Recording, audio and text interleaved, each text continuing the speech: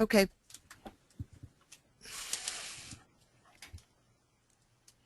Okay, I'm going to start the broadcast. All right.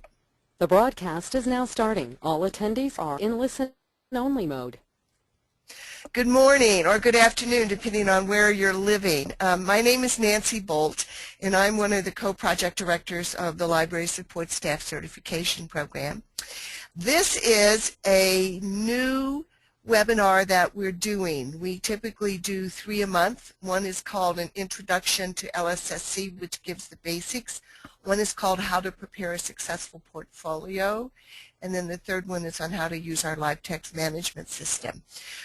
This is the first time we've done this one, which is an opportunity for you who are candidates or are thinking about becoming candidates to actually talk to some of our LSSC graduates, people who have already finished their 6 competency sets and have been officially certified as Certified Library Support Staff, or CLSS.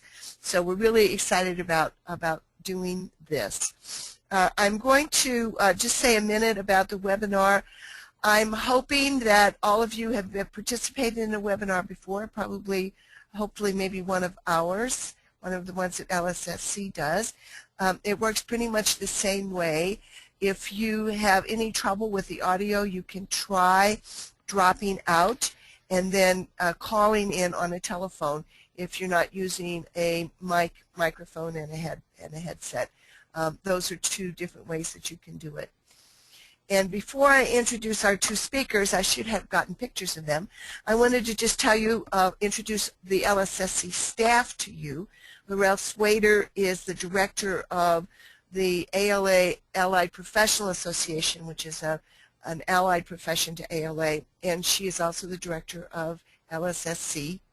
Karen Strage and I are both hired consultants who have been working on LSSC, and we'll be with the program for about another 2 months. On June 30th, the federal money runs out, so Karen and I are leaving, but staying are Laurel and Ian Lashbrook, and Ian is also on this phone call. Ian, say hi. Hello, everybody.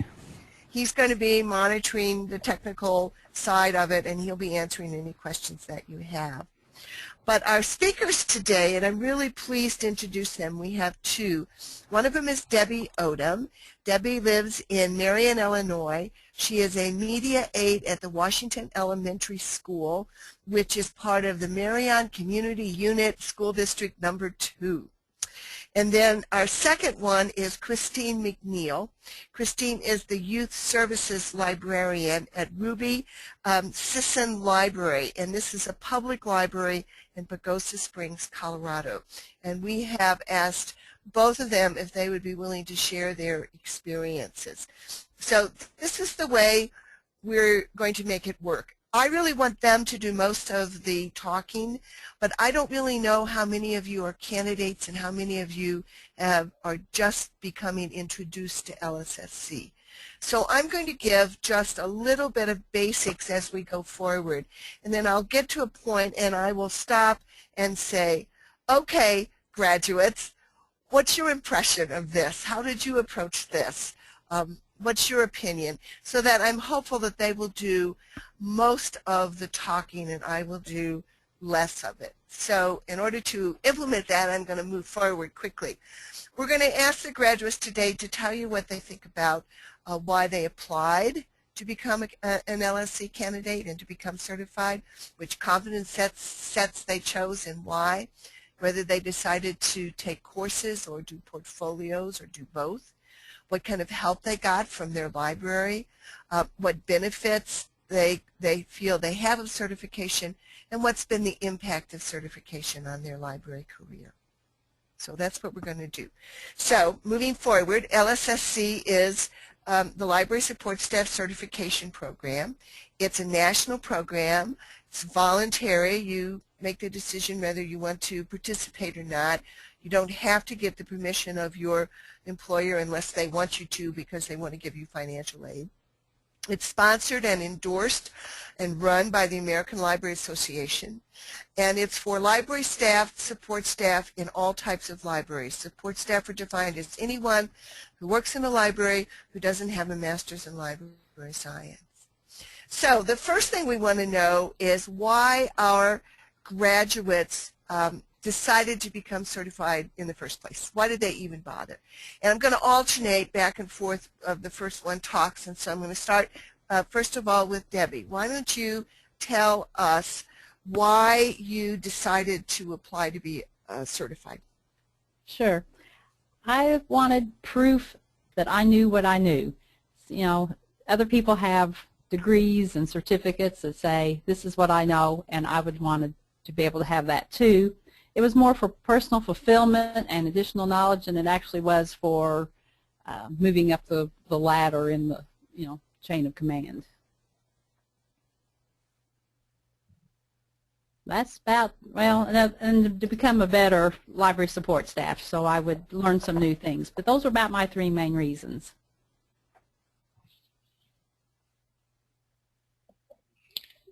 This is Christine. I'll go ahead and talk. I decided to enroll. I felt with some education I would be able to do my job in a more efficient and innovative manner, and it was frankly too late in my career for me to go get a master's degree. If I had been 20 years younger, I probably would have gone for the master's degree. But I've always felt that education can just really move you forward in your job, and this seemed like a wonderful opportunity to get some.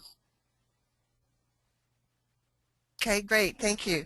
I will say what some of our other graduates and candidates tell us about their reasons really quickly, and a lot of it what you've heard already is to learn new things, to do better service, to gain respect for what you know and can do. And the other one we hear is sometimes is to work on a library team, that they would like the ability to participate more in decision-making at the library, and they feel this credential will kind of legitimize their participation. Okay. Not a job but a career is the way we find our candidates look at this. We currently have, and this may be a little out of date now, Ian might be able to update it, but we have at least 325 candidates, 34 graduates in 45 states. Ian, do you have more information than that? I do. We actually have 40 graduates as of right now. Oh, great. We have 46 states represented, and we have 300 and I guess it would be 335 active candidates. So we have 375 total people involved in the program, 40 graduates, 335 currently active. It changes every week. It's hard to keep this slide up to date, so that's great. Really quickly, for those of you who might not be candidates already, the only thing you have to have in terms of education is a high school diploma or a GED, and you have to have 1 year library experience, paid or unpaid. That's about 18-20 hours collectively over a 5-year period. I don't think we've ever turned anyone down for lack of eligibility who've applied, so it's easy to get in because we want you to be able to have this opportunity. You enroll by going to our website, and it costs $350, which is the only amount that ALA gets for your initial certification. There's an opportunity to spend more if you decide to take courses, but this is all that ALA ever gets. You are required to achieve 6 competency sets, and you can do that in one of 2 ways. You can complete an approved course, or you can prepare a portfolio, and you have 4 years in which to do that. This is the longest I'm going to speak. We're going to let the candidates speak more. I just want to give this basic background. Here are the 10 competency sets. 3 of them are required: Foundation of Library Service, Technology, and Communication and Teamwork. And you have to take those 3, either do a portfolio or take a course in those 3. Then there are 7 electives, out of which you have to pick 2. I think most of them are fairly obvious. The one I'll mention that might not be is access services, which are things like circulation, interlibrary loan, some helping the patrons maybe understand the collection or how to do certain library tasks, customer service, that's what's covered there. The rest of it, I think, is fairly explanatory, self-explanatory. Here's an example of a the competencies. These are the first 3 competencies from the collections competency set. It has things like library staff know how to use an integrated library systems, other appropriate online tools, and data to manage collections. LSS know the basic principles of collection development and management. LSS assists with decisions regarding selection, deselection, retention, and replacement of all types of library resources.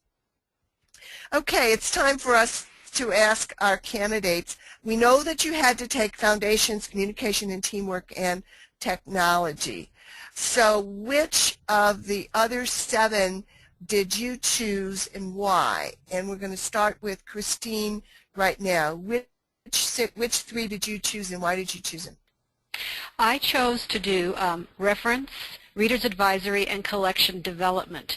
I chose those because all of them work in my job as youth services librarian manager. I do collection development for the youth services. I wanted to make sure I was doing it properly. Reader's advisory is something, of course, we all do all the time, and I knew there were probably resources out there that I could use, and reference was the one I felt like I didn't know much about, how to find things. It was a wonderful class. It gave me wonderful resources when I'm trying to help our patrons with their questions.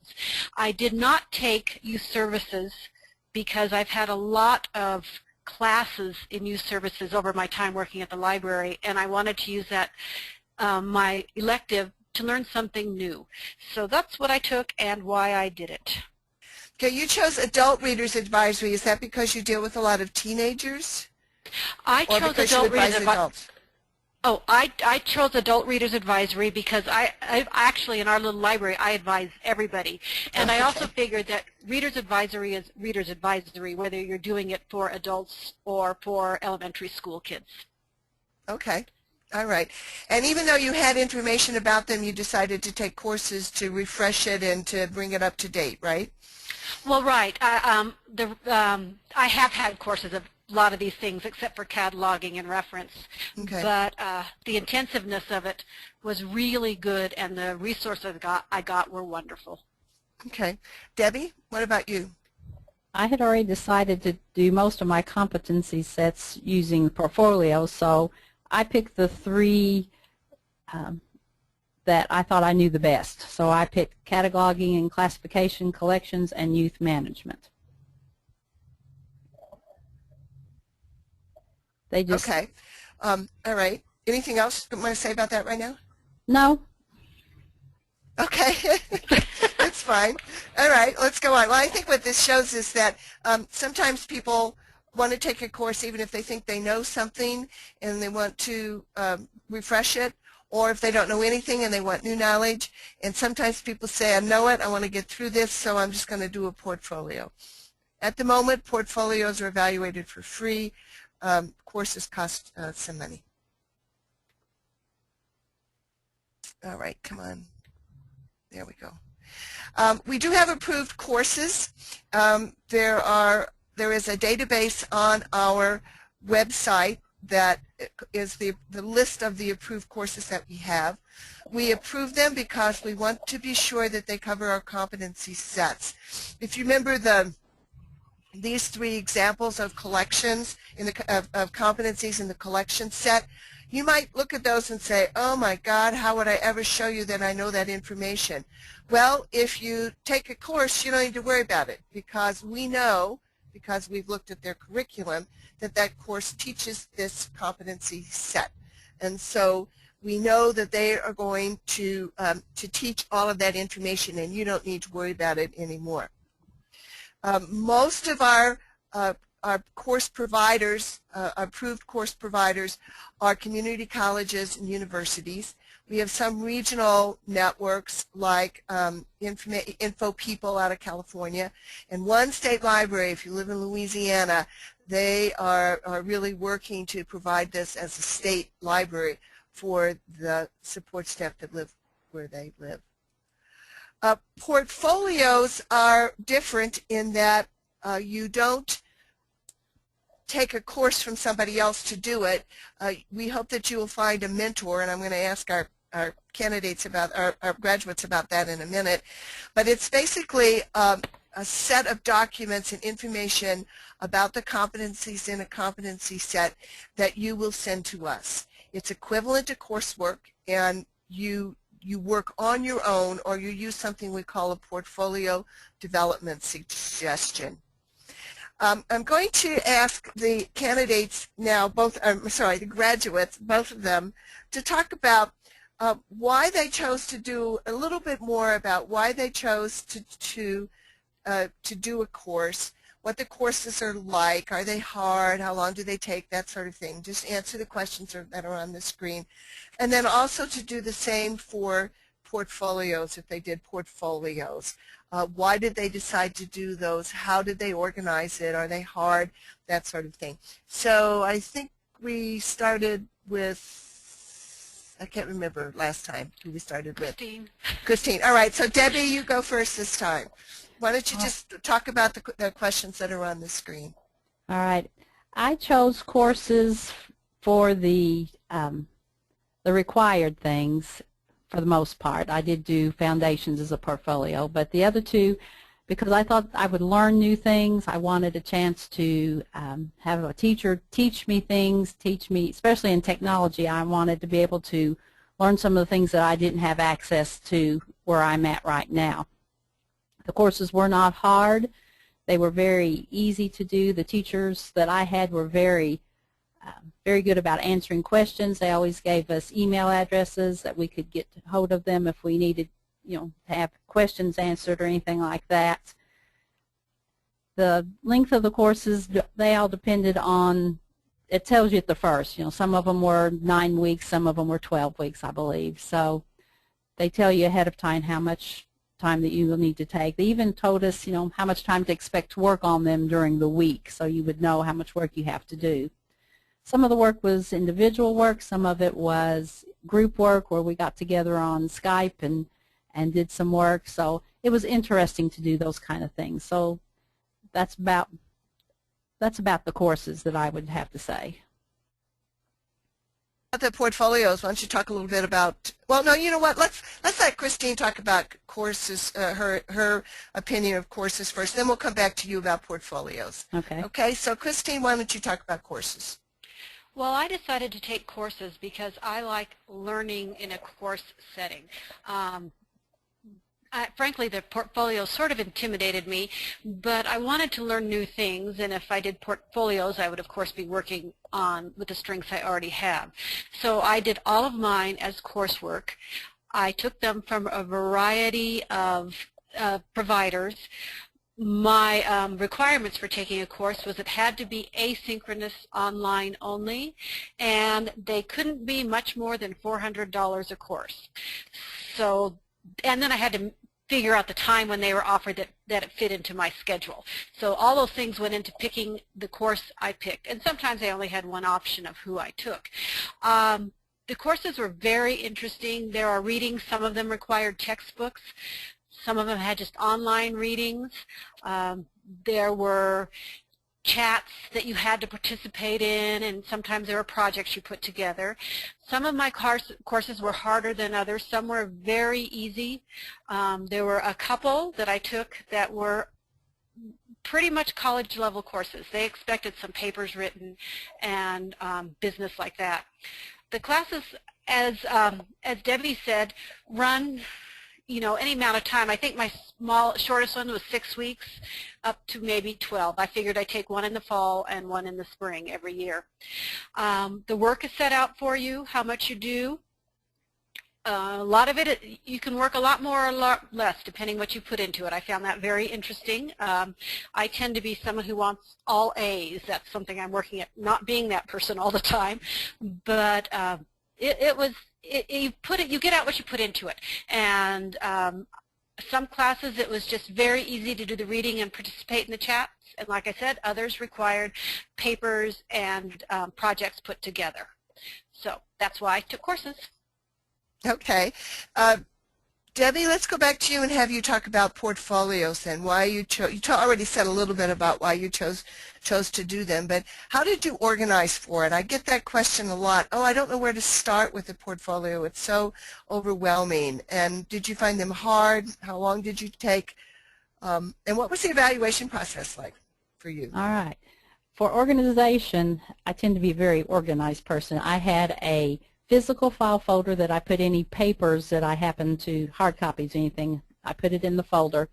I had also folders on my computer of any digital documents that I had, so everything was very organized. I had a file folder for each of the portfolios, and then inside each of those folders, of course, I had each of the individual proficiencies that we had to do.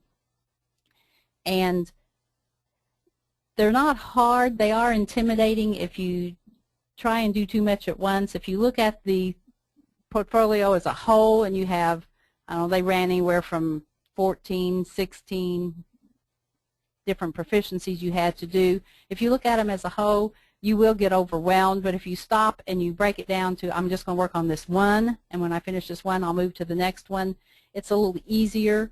If you run into one, you know, that you're having problems with, you can always stop and come back to it.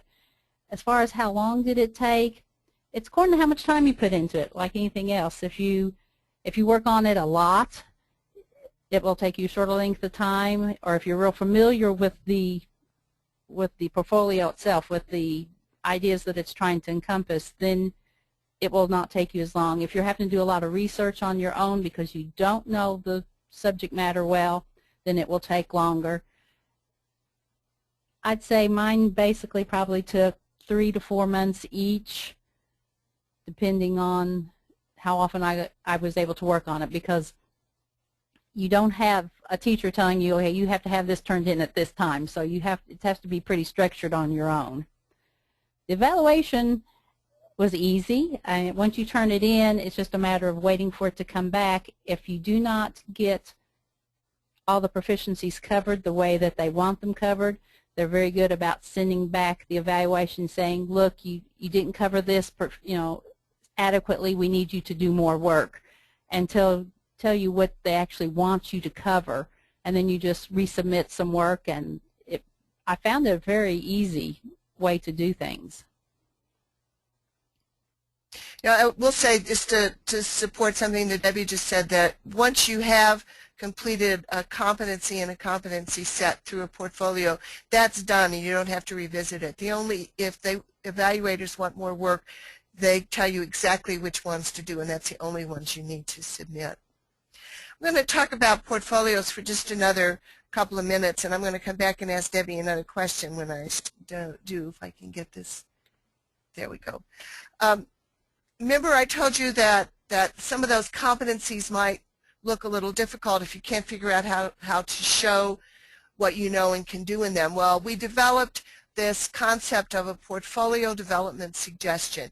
And this is an activity, or you can kind of think of it as an assignment for each competency in a competency set. Actually, there are 2 to 4 portfolio development suggestions, or PDS, per competency.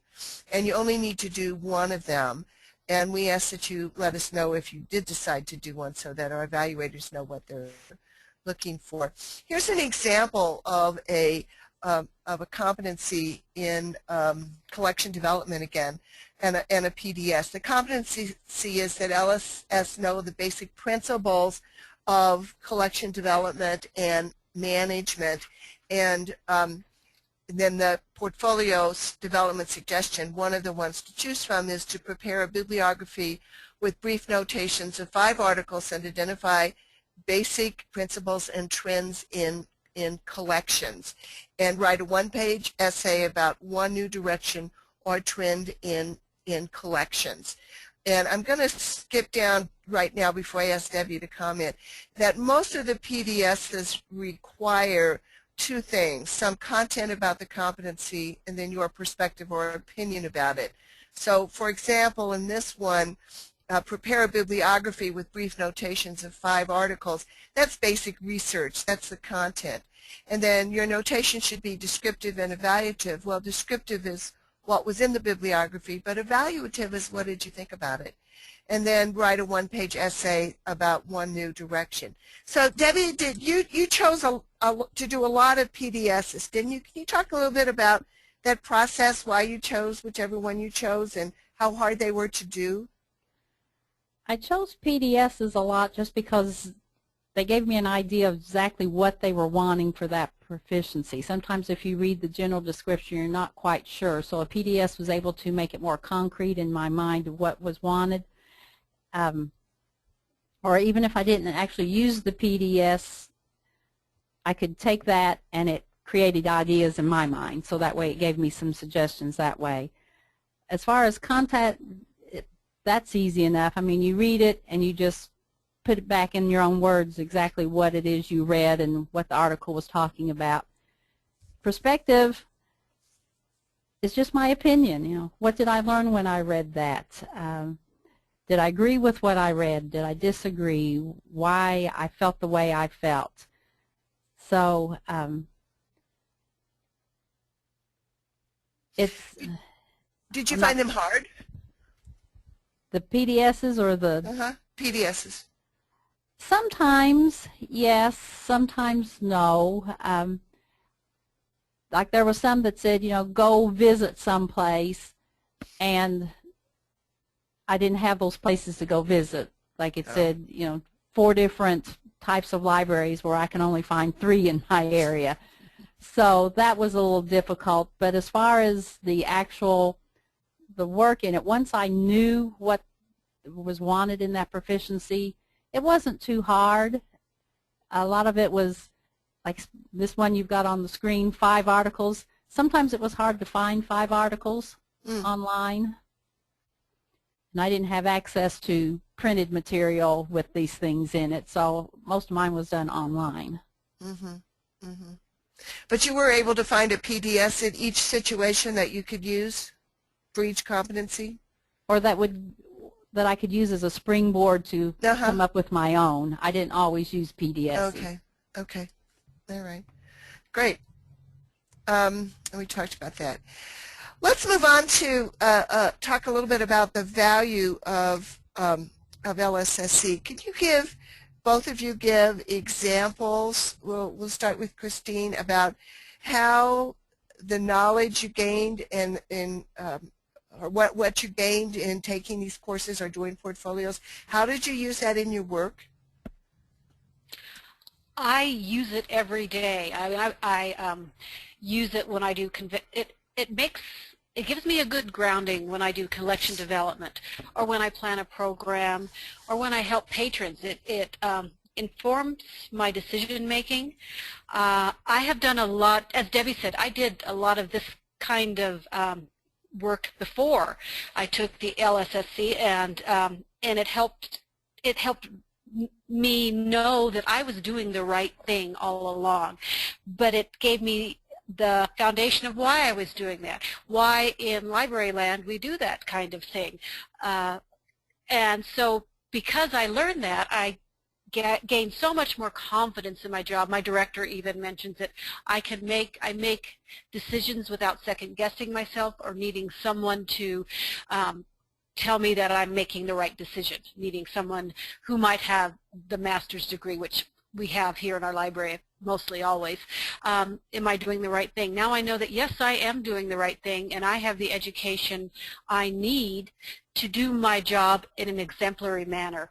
And that's basically what it is. I just have such a stronger foundation in my work, and it makes my job a joy to come to.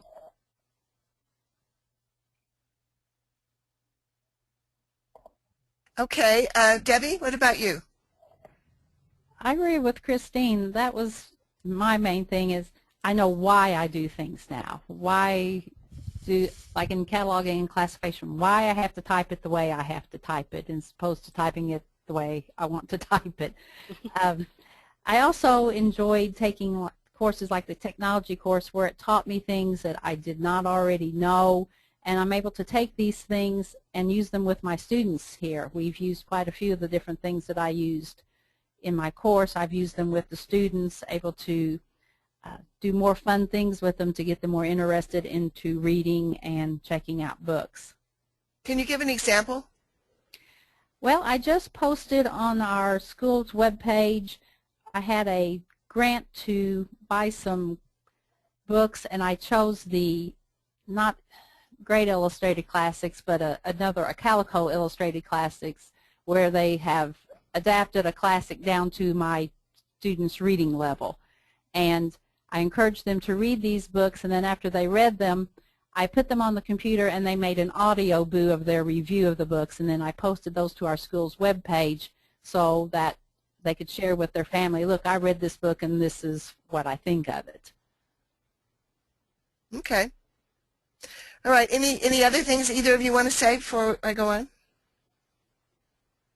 I think I want to agree with Debbie that the hard part when you're a little more rural is, again, when you are supposed to go visit 4 libraries, see 3 different types of libraries. When you're in a rural area, that is sometimes hard to do, and you need to be really creative at how you get that done. Or talk to someone, see how maybe there's another way. My professors were really good at giving me alternatives once I explained my situation out here in the middle of nowhere, Colorado. Okay. I'm going to share some things that we've gotten from other candidates about what they learned to do.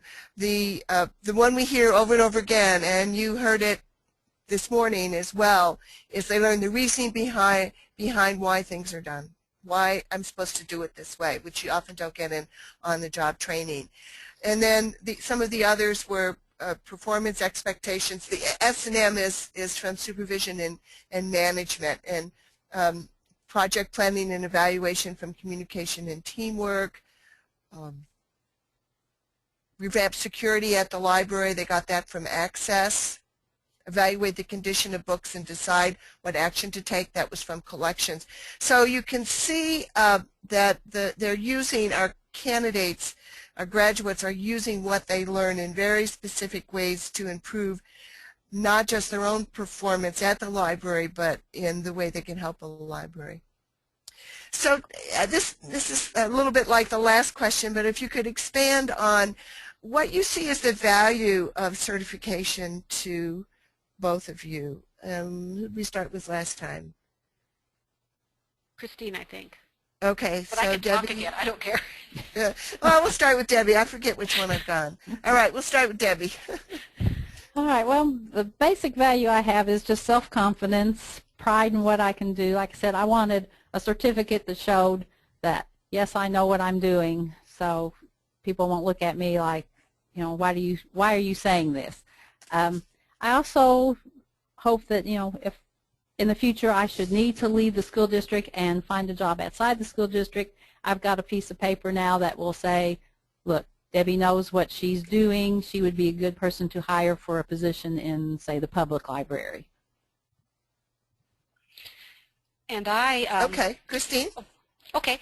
Mine is, my personal belief is that you cannot have too much education to help you do your job well, and this was a wonderful way to get me going on education. I'd always taken some courses, but this kind of more serious learning got me really jazzed about my job. Like Debbie, I learned so many things, why libraries do what they do, and I learned about innovations in library work. It helps me justify the programming choices I make. I do all the programming for youth, and why I'm doing what I'm doing, and why it's an important thing to do. I was already doing good things here, but now if someone asks me, like Debbie, I can tell our Board of Trustees why I did it. If someone says, well, why are we doing something like that here? And I can give them the reasons why and feel confident doing it. Okay, let me show you what we hear from other candidates as well on the value, and you've heard some of these already, that the sense of achievement, the possibility of climbing your career and maybe looking for another job if you want, definitely self-confidence. LSSC, because it's a national program, is also portable, where we are working out agreements with other states that you can take it with you and be certified in another state if a state has a certification requirement. And we also know, because candidates tell us, that when they put it on their resume and they tell employers that they're certified, that this is kind of a plus. Sometimes it gets them an interview. So, and the other thing we heard, and I think you heard this from both of the candidates too, is the flexibility in the way you approach your job because of the new knowledge that you have. So let's talk about what help you received from your employer or from other places in working towards certification. And again, I'll start with Debbie this time and ask her to talk about what if she got help with registration or course fees, if she got advice from supervisors or coworkers or had mentors. Did she get time off to do any of the work? And then what recognition did you get at the end? So Debbie, why don't you go ahead and start? All right. I applied for and received one of the grants that was offered through the LSSC to cover one of the courses. Didn't cover quite the whole course expense, but it made the course cheaper for me. And then as far as with the local people, my supervisor did a lot of proofreading for me when I was typing papers at the first. When I first started out, I was very nervous. I haven't done any schoolwork as such in a long time, and so I was kind of nervous if I actually remembered how to type papers. So she did a lot of proofreading for me. She let me bounce ideas off of her. She brainstormed with me, trying to get ideas of how to fulfill the requirements. So she was a big help in that. My local library was my local public library was very good about helping me if I called and asked for a chance to interview or shadow somebody. I talked to the woman who used to be in charge of the children's services at our library. She'd since gotten a new position in the library, but she took time and she talked to me about the youth services proficiencies, and then I talked to the director of our library, and he helped me with the foundations, and so they were very good with giving me time and feedback on that kind of thing. I didn't get any time off for any of this. I did it all on my own time, other than working with my supervisor. We did that, of course, during work time. And then recognition, I can't say I've gotten any of that so far, other than what I've gotten like today. This is very good for my ego to be asked to be a part of this. So that's about the only recognition I can think of that I've gotten for this. But I've only had my certification for a month now, so who knows. And I Okay. Okay. Christine? Okay, I also received a grant for my first class, or the registration. I'm not sure which is which. I am in a different position than Debbie. My library paid for the whole thing. We have a large education budget, and our director is always pushing staff to take classes, become educated, and I seem to be the one doing it most, which is great for me because I then have the whole budget, but that may change soon. But I got help from my supervisors and my coworkers. We had, at the time I started, our adult services librarian, who is now working at the state library in Wisconsin, was very helpful, mentoring me when I'd ask her questions and talk about things. She's very adept, and that was wonderful. When I needed to visit libraries or go see out of the library, everyone I talked to was very willing to spend time with me and help me understand their work. Like when I went to an academic library or a special library or public library, everyone was wonderful and willing to spend their time on me improving my education. I got all the time off I needed to go visit, and I was given time during work to work do chats and work on papers and do research. Recognition has been nice. My director was thrilled that I got the certification, and I turned out and I got a raise this year, and it was a surprise. She had not told me I was going to do that, but she did give me a raise because I became certified, which was wonderful, and I quite like that. I have gotten a bit of recognition. I will be in the paper for getting this, I think, maybe even today. I'm not sure, today or tomorrow. So it's been quite good for my ego, too. Good. Send us a copy if you're in the newspaper. We'd love to see it. I will. I think it's just going to be a picture and some stuff, but I'll send it off to you, Nancy. That's pretty good. Okay, this was more of that, and I think we know that Christine got a raise, and doesn't sound like either of you got a specific promotion. Do you think you got more responsibility as your skills and knowledge increased? Well, I didn't get a promotion because I already had this job. When I was hired as Youth Services Librarian, and I have been paid as Youth Services Librarian ever since I started. So there was no promotion that way coming, and that's why I did not really expect a raise. There's my responsibility and skills. I already had all of the responsibility that I have now, but it's been great because, as I said, and not to reiterate it too much, but my confidence in making those decisions that I need to make is so much better. And I actually have a staff member working as doing the teen programming now, so I supervise her, which I didn't before, and I feel much more confident doing that after taking this course. Okay. Debbie, do you want to say anything? I can't say that I didn't get a raise, I didn't get a promotion. As far as responsibilities, no, I can't say I've had any extra responsibility either, but my situation is a little different. I'm the sole person in a children's elementary library, so there's not really a whole lot more that they can give me to do than what I'm already doing. Okay. Let's go on. We're going to stop and take questions in just a minute.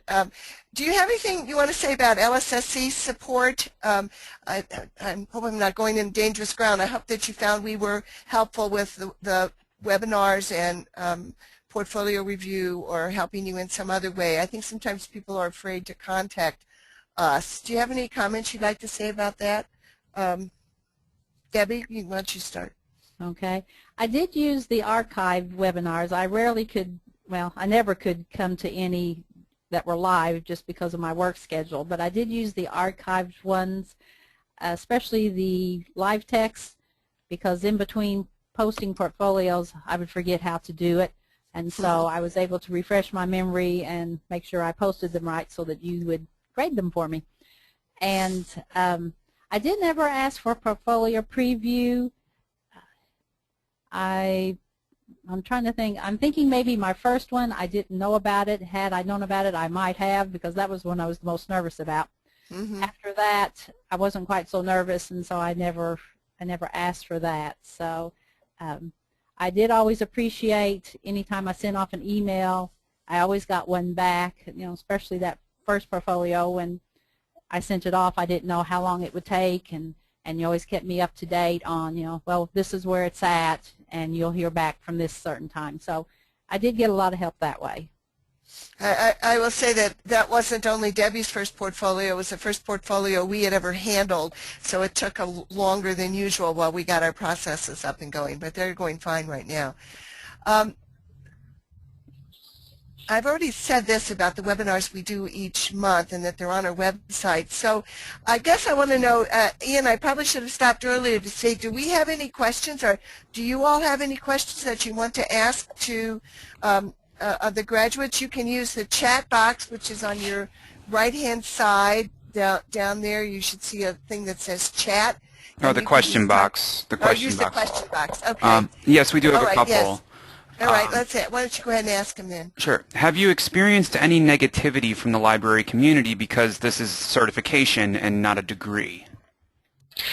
This is Christine, and I'll talk to that. I am part of a technology program in the state of Colorado, and which has numerous master's degree librarians on it, and they were all wonderful. When I told them I just finished this the certification, they were really encouraging, and there was nothing, I received nothing negative that this wasn't good or this was not, equal, not worthwhile. They were very congratulatory and pleased that I was doing it. Debbie? I haven't had any negativity. Like I said, in a school district, it doesn't really matter. But when I went to the public library and told them I was doing this, they were very encouraging. Matter of fact, to be honest, I had thought about quitting, not because of the coursework, just because of personal situations.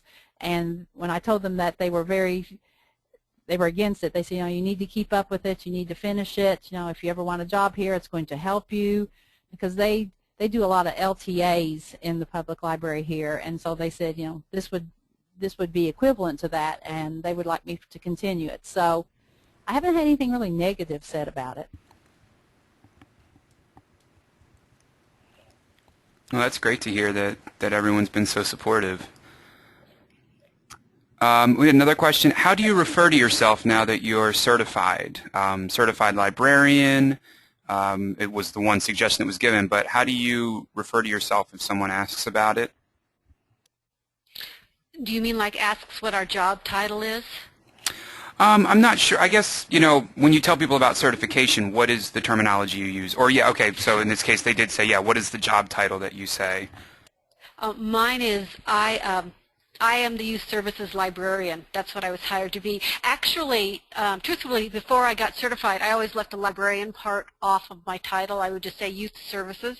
Now I've started putting it on there because that's what I'm doing. I'm doing the same job a master's librarian would do, and I'm getting the education I need to do that well. So that's what I put on. I also tell people, I'm happy to tell them I don't have my master's degree, but I do have my certification.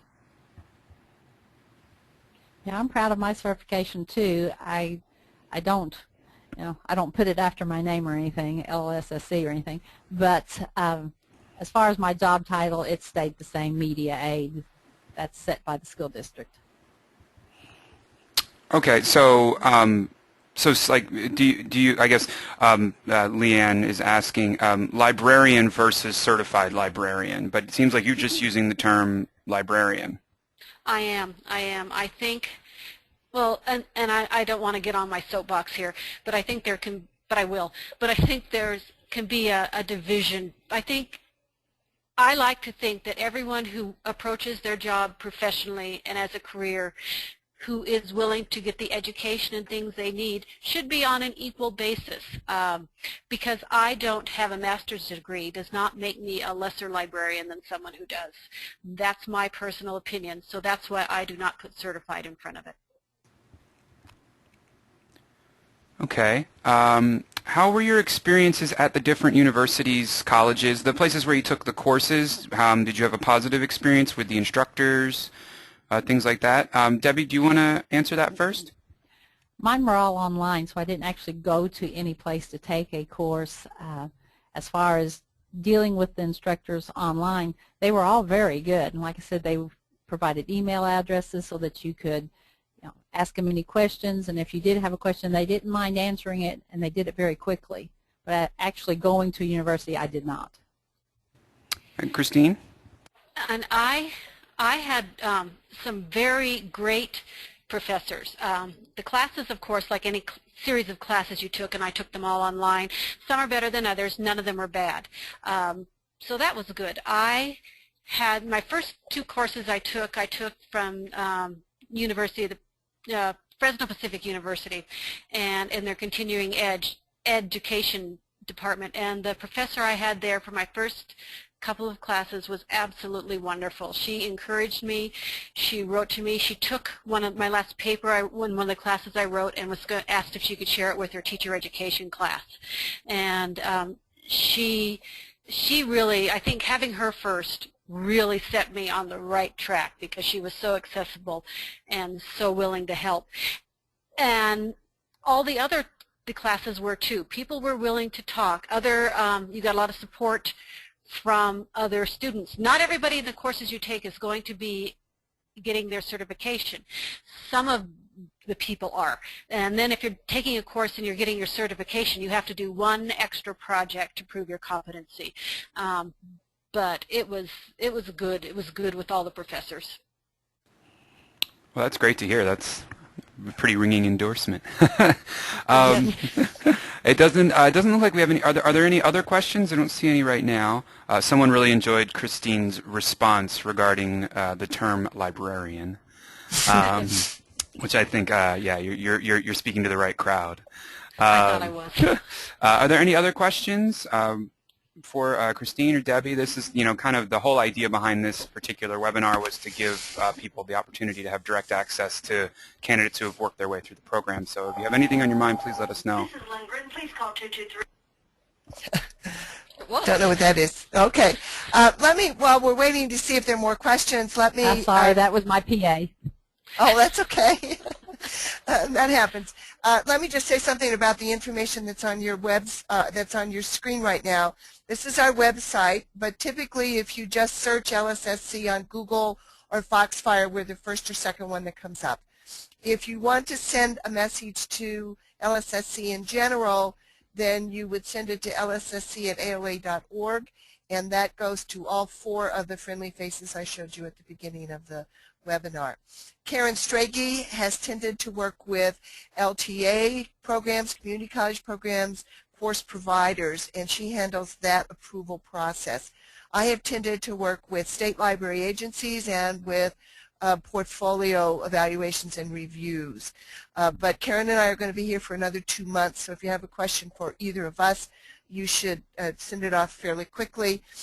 Ian will be handling all of the emails. He handles them all anyway, he gets them all anyway, but he'll be handling them after July 1st. And you can always send Ian. He's the one that probably knows the most about the program.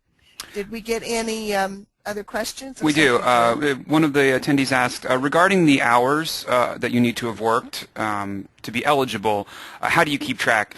Honestly, we take your word for it. We assume that if you're willing to apply for certification and join the program and do the work, then you also probably have the experience necessary to meet that requirement. And when we haven't had any trouble with that so far, we're hoping that that stays consistent. Any recommendations on what to present to our library board to sell it to them and to get it paid for? Maybe this is a question for Christine.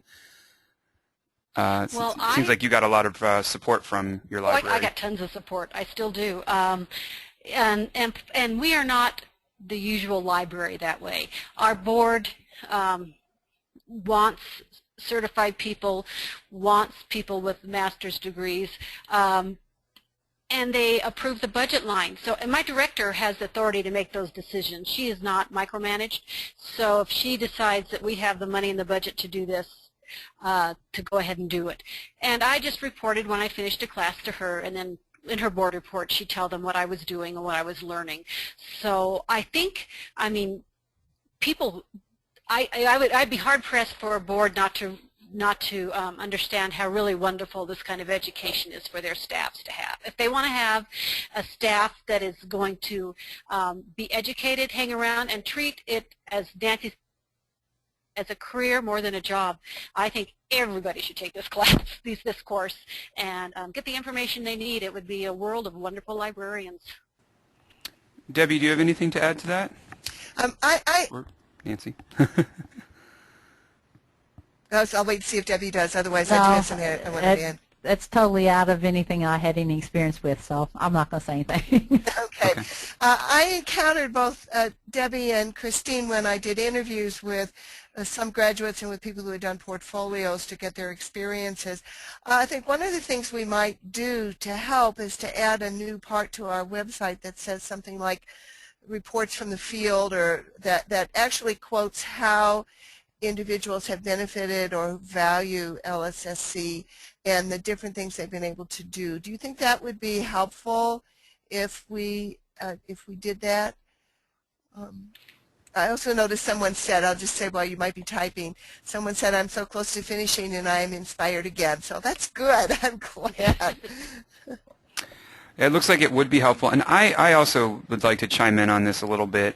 When I traveled a lot on behalf of LSSC in the last 2 years and done a lot of speaking engagements at conferences and things, and I've encountered a lot of supervisors and managers sitting in on my presentations in order to learn about it for their support staff. And the point that always seems to get the supervisor or the manager or the board on board with the idea is that it's that flexibility issue. You're creating that flexible workforce in your library that can help out if someone's sick, that can cover on the weekend when you might have a skeleton crew kind of manning the library, especially with budgets, the way they can be in the library world these days. Having the most competent staff that can kind of work all over the library and run your library on a day-to-day basis. It seems like that is always what kind of perks their ears up. And this is Christine again. I could add that, and I thought about something I've done since I've gotten the certification, is that when my director is out of the office for a period of time, I am the person in charge in the library now. Good for you. Because I have the background, now to know how to make a decision that may need to be made. Any other questions or comments? Any final comments from Debbie and Christine? We're getting close to our hour and we're going to have to sign off. Do you all have any final comments you'd like to make?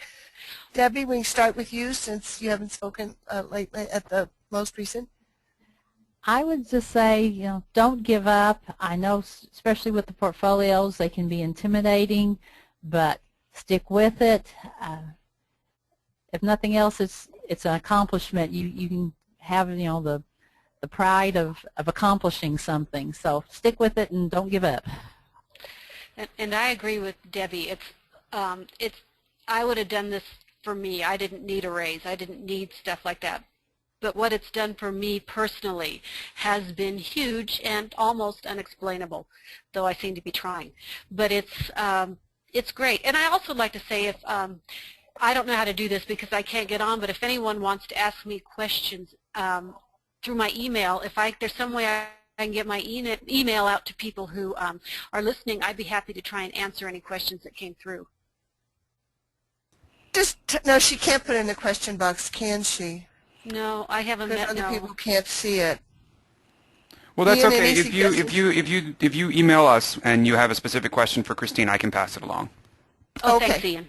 Yeah. We also we had someone say, for the two graduates joining us, you've done a great job today. Someone said, I've been on the fence about making my decision, and this has really helped me. So thank you very much, from one of the attendees. Yeah, it seems everyone's very, very enjoying the content today, which is great. I think it's great hearing it from the graduates themselves. We had another question. Is there a certain time to start the courses, or do you start on your own? That's you kind of start on your own. It's really it's up to your schedule. We have a lot of providers, a lot of courses, and a lot of options. Like Christine said, sometimes they get narrowed down based on your budget, your time frame, if you want to take a specific course first, anything like that. But if you go to our website, to the approved course catalog, I think we have something around, I think it's like 25 providers, offering courses in all of the competency sets. So it's really up to what fits your schedule. You can usually find something, it seems, that fits. And let me just add something. People get confused about this. LSSC doesn't have a specific timeline for the courses. It's not like you take one in the spring and one in the fall. Each of the courses starts and stops based on the schedule that provider sets up. So you have some starting in January, some February, some March, some August. It depends. And so going to our website, you can see who's offering what, when, at what cost, and then organize what you can and want to take based on the price and your own schedule and when something is starting. So there isn't any set curriculum either in terms of order or time. You have a lot of flexibility in this program, a lot of it, which is good for you, but it also means if you're a procrastinator, you tend to put it off. So you got to keep pushing, as our candidate said. Anything else? If not, I'm going to do one final really thank you so much to both Debbie and Christine for participating in this. They have been delightful and open and honest with you, and I really, really appreciate it. You hear us talk all the time. We wanted you to hear it from the horse's mouth this time. Well, thank you for the opportunity. Yes, Oh, thank you're you. welcome. Thank you. We look forward to doing this again before too long. Right, with that, I think we'll go ahead and sign off. If you have any more questions, email either Ian or me, and if they're for Debbie or Christine, we'll get them to them directly. Otherwise, we'll try and answer them. Thank you so much for participating this morning.